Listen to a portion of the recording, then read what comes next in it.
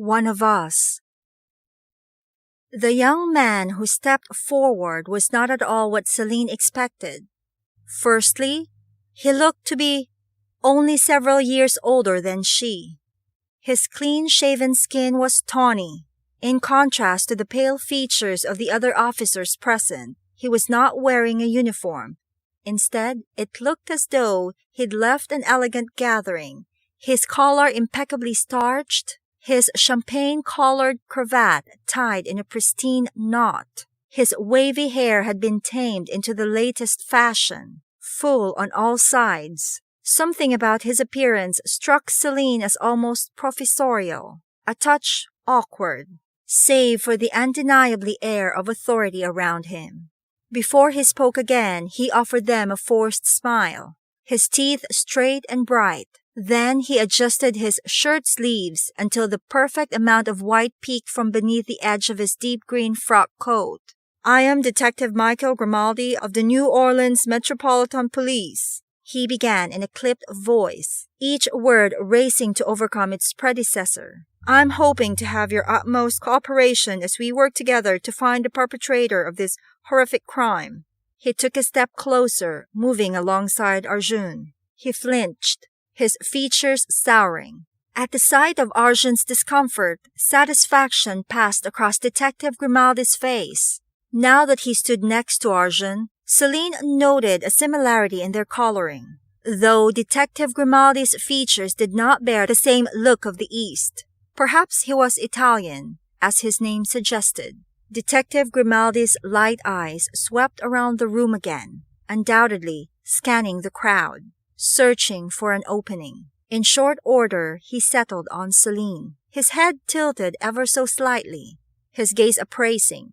Celine lifted her chin automatically, defiantly. She didn't know what possessed her to do it, but she refused to be seen as anything but formidable. With a knowing smirk, the young detective moved along to Pippa. Whatever he was searching for, he found in her. Pippa gasped in awareness. Celine reached for her friend's hand to offer her a measure of strength, just as Pippa had done for her countless times today. The detective crouched before Pippa. "I apologize for having to detain you, miss," he said. "I promise not to keep you long. I heard you were one of the ladies who found the poor young woman's body." He paused. "That must have been terrible for you." Detective Grimaldi extended a hand her way, as though he meant to help her to her feet. "Would you mind speaking with me apart from the crowd for just a—" "No," Bastian interrupted, his tone low and harsh, brimming with unmistakable anger. He remained in shadow, refusing to comply in even the simplest of terms. Behind him, the curtains bristled as though a breeze had ruffled their edges. "No one will answer any questions without a witness in full view of everyone present." When Bastian finished speaking, the menace hanging around the space thickened, constricted, as if it were being caged in a shrinking vessel. Detective Grimaldi stood. He rolled his shoulders back. A trace of fury crossed his face before he flattened his features once more. "Mr. Saint-Germain?" He quirked a brow.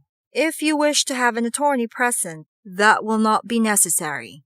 Bastian pushed away from the wall and glided past Celine toward the police detective. He deliberately took his time, pausing to move a butter-yellow handkerchief from the pocket of his waistcoat to the pocket of his trousers. When he stopped, a stone's throw from where Detective Grimaldi stood, the curtains at his back rustled once more.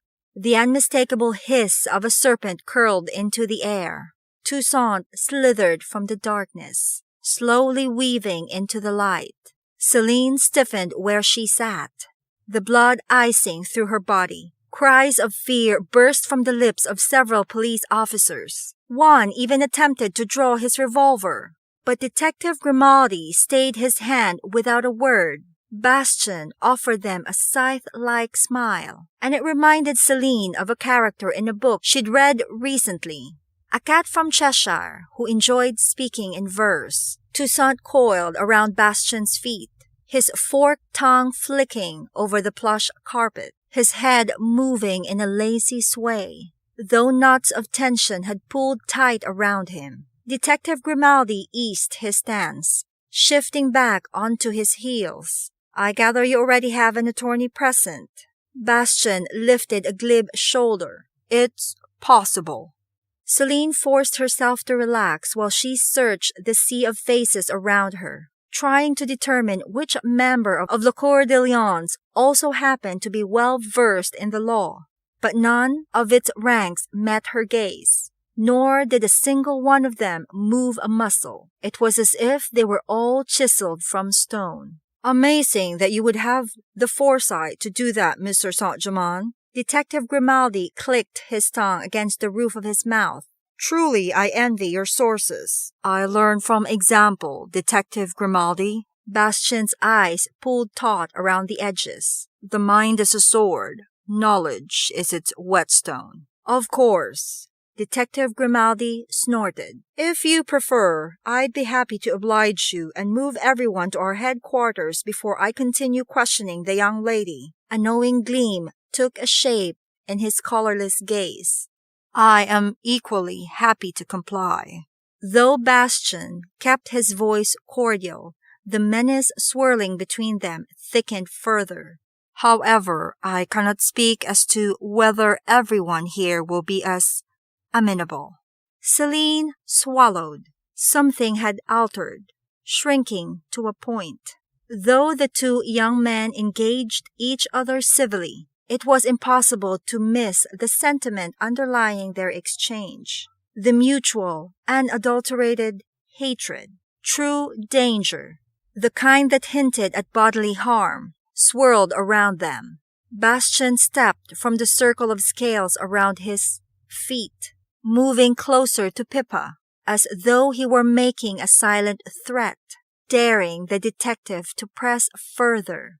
What followed was subtle. Nigel, Arjun, the man from the Far East, and the two women with the dangerous rings glanced at Bastian in unison, their bodies rigid with awareness, waiting for something to happen. It should not have worked, but the police officers waiting on the periphery mumbled among themselves. The youngest of the five, a boy of barely 18, slid his gaze from Toussaint to Bastian. He shuddered the following instant.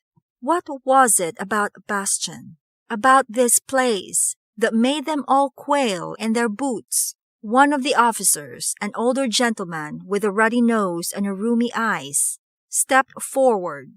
Michael," he began in a thick drawl. "Listen, my boy, perhaps it will be Detective Grimaldi." The young detective corrected without even glancing at the man who spoke. The officer coughed once, but failed to conceal his resulting frown. "Detective Grimaldi, perhaps it's best if we conduct our interviews here, sir." Displeasure flickered across Michael Grimaldi's face. Celine sensed he wished to protest, but recognized the tides were turning against him. "Very well, Sergeant Brady." In that instant, it became clear that everyone present, save for Celine and Pippa, knew something about Jacques and its peculiar denizens that was not apparent at first glance. Sébastien Saint-Germain did indeed wield a strange kind of power within these paneled walls. Not once had he issued any direct threats or raised his voice. Nevertheless, he managed to hold everyone present in an invisible vice. The hint of this kind of power, the mere suggestion of it, sent Celine's blood on a tear through her body, her mind spinning with possibility. The possibility that she, too, could wield this kind of influence over others. That she, too, could crush her detractors in a vice. Appalled by this reaction, by her growing obsession with power of any kind, Celine stood suddenly wishing to run from her own skin. It was a thoughtless move. Her heart sank like lead in her stomach when she realized she'd drawn attention to herself in the worst possible way. The young detective turned toward her, letting his gaze settle a moment. "May I help you, miss?" he intoned. Celine considered her options before responding.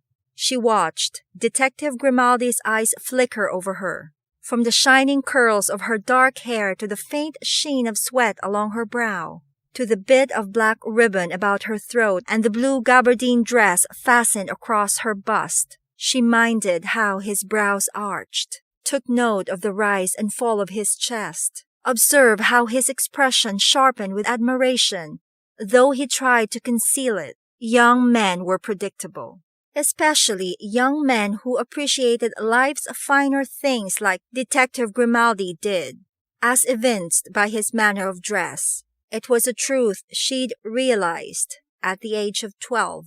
Celine lowered her eyes and stepped forward. Then she lifted her lashes slowly, offering him a tentative smile.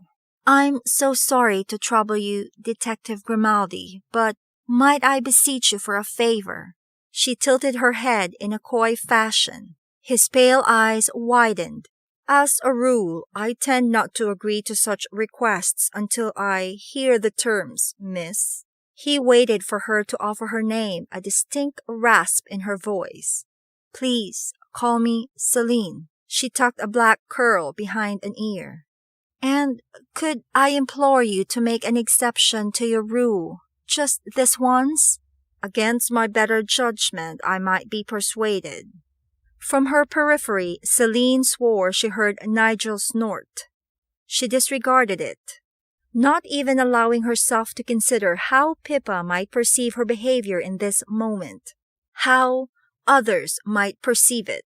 She smiled brightly, then leaned closer, as if she wished to tell Detective Grimaldi something in confidence. "It's terribly late, and our guardian will be looking for us.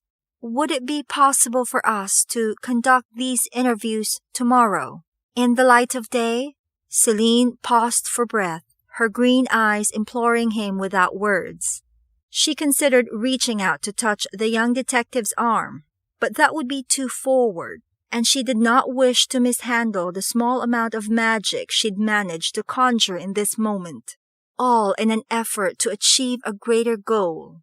Celine desperately wanted to leave, to give herself an hour to collect her thoughts and speak with Pippa in private, a chance to tell the right story to themselves, so that they could offer it later as the unswerving truth. "Us?" Detective Grimaldi asked. Celine nodded. "I'm here with my dear friend Pippa." The young detective glanced over her shoulder, then returned his gaze to Celine. "I'd wager your guardian must be quite concerned about your welfare, given the hour." Celine nodded again. "I'd hate to worry such a good woman, especially if she hears about the unfortunate events that transpired tonight." "Of course," he agreed, his expression filled with concern. "It would be terrible for her to think something might have happened to you both." Celine sensed he was on the cusp of acquiescing. Could it really be that easy? Detective Grimaldi leaned closer, almost too close.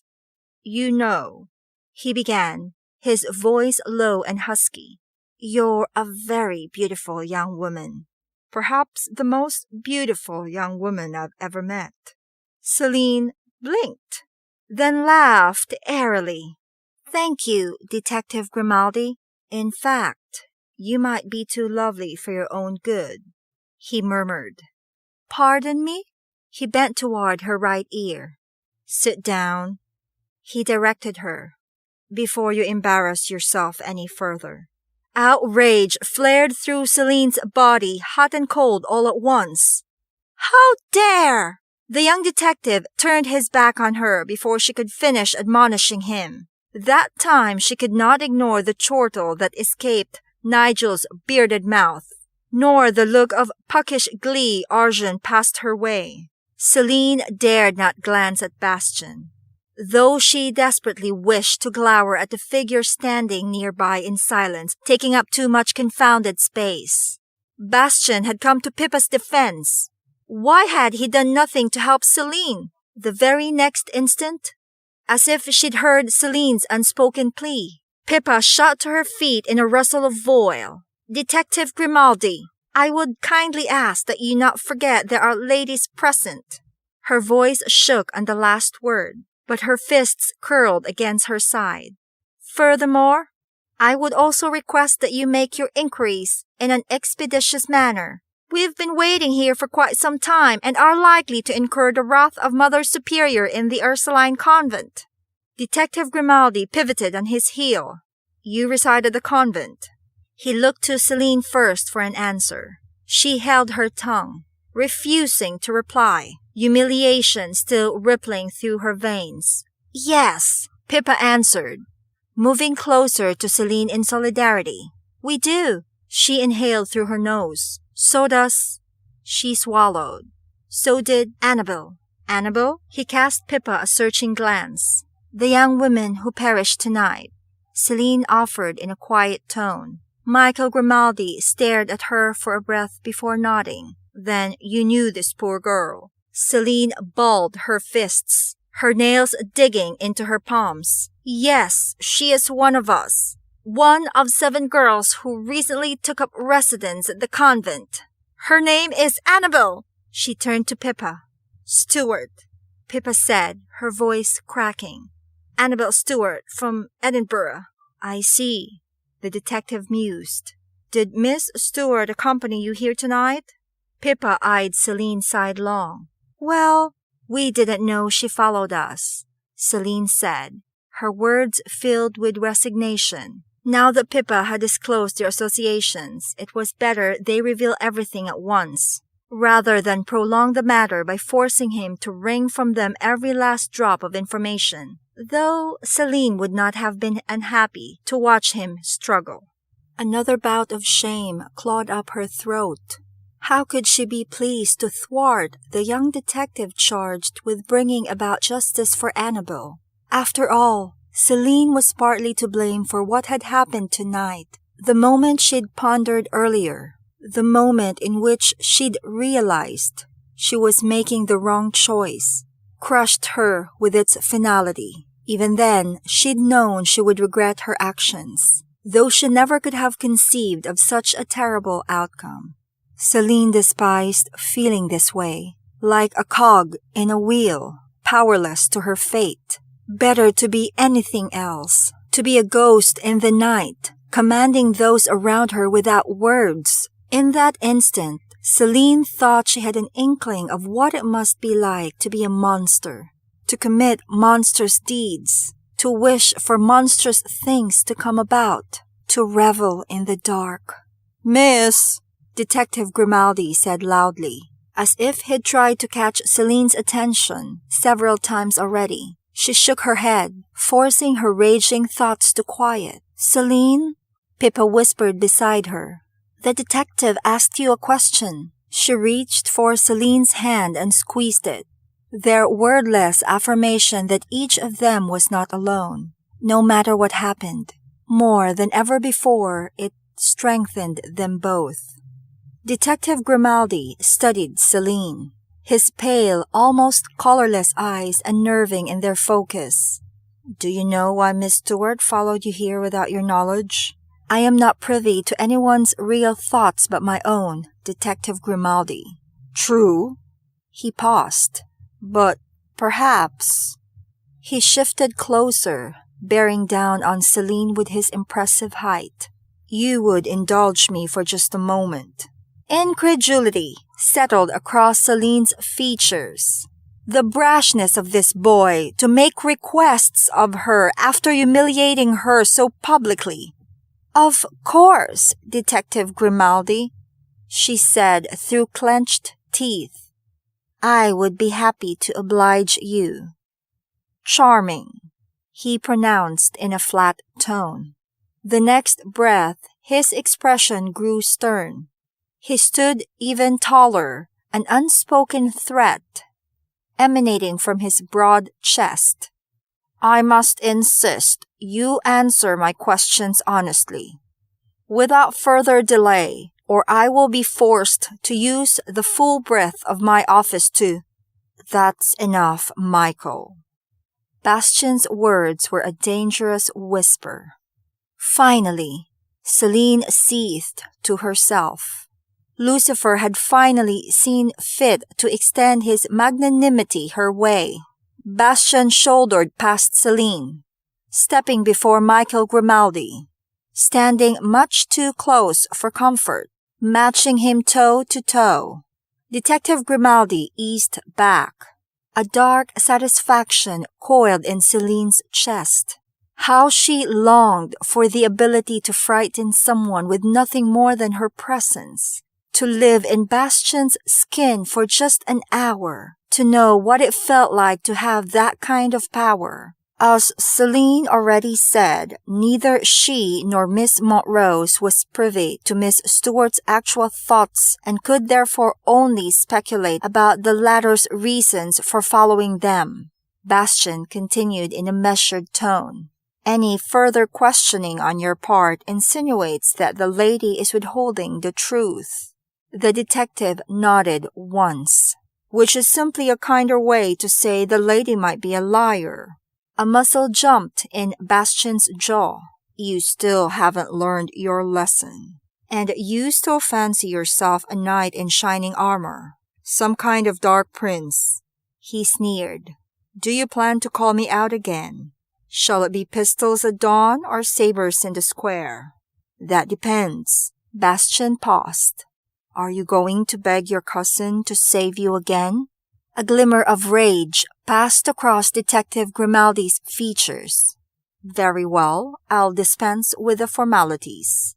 He spoke to all those present, the tenor in his voice reverberating off the paneled walls. Everyone here is a possible suspect in a murder. All of you might be lying to me. His lips coiled into a smirk. In fact, I expect it. Know that I will not relent until I uncover the truth. The Court of the Lions does not hold more authority than the New Orleans Metropolitan Police, despite the lore surrounding it. As an officer of the law, I am duty-bound to pursue any course of action to determine how this poor young woman came to be found murdered, drained of all her blood. At this revelation, a block of ice settled around Celine's heart, the cold burning into her throat. Someone drained Annabelle of her blood? Swiveling toward her, the detective nodded and used it to write that mathematical symbol beside her body. Actually, I don't think it has anything to do with mathematics, Celine said, awareness giving her voice life. It makes far more sense than it would be a letter or a character. A different kind of power threaded through her. A kind unlike any she had ever known. Perhaps even one from an ancient text. Detective Grimaldi's brows arched before he managed to wipe his face clean of all emotion. Interesting. And how did you come about this hypothesis? My father is a professor of linguistics. He had a chart on the wall of his office showing the evolution of the English language. Exhilaration flared through Celine. This was the detail that had troubled her for the last hour. This was the thing that had remained just beyond her reach. Do you know what the symbol stands for? The detective pressed. It looks similar to the letters L or C in Latin or Greek. But it isn't written correctly. It's as if it's been turned askew or written by the hand of a drunkard. I see. He pronounced these two words slowly, contemplatively. Celine cut her gaze at the young detective. It's within your purview to suspect anyone here, but you can't possibly think I would tell you these things if I had anything to do with Annabelle's death. It would be tantamount to confessing that I am the murderer. Sergeant Brady stared at Celine as if she'd sprouted wings and a horn. Well, I'll be damned. Has the girl gone and confessed? Michael Grimaldi peered over his shoulder, his expression wry. In the future, I would take the time to listen fully before coming to conclusions. Sergeant Brady. He focused once more on Celine. I will say, however, that I'm intrigued by the notion. Would you mind? Bastian cut him off before he could finish. If you wish to continue this line of questioning, I insist you arrange a time to meet at your headquarters tomorrow so that Miss Russo is afforded the chance to secure her own representation.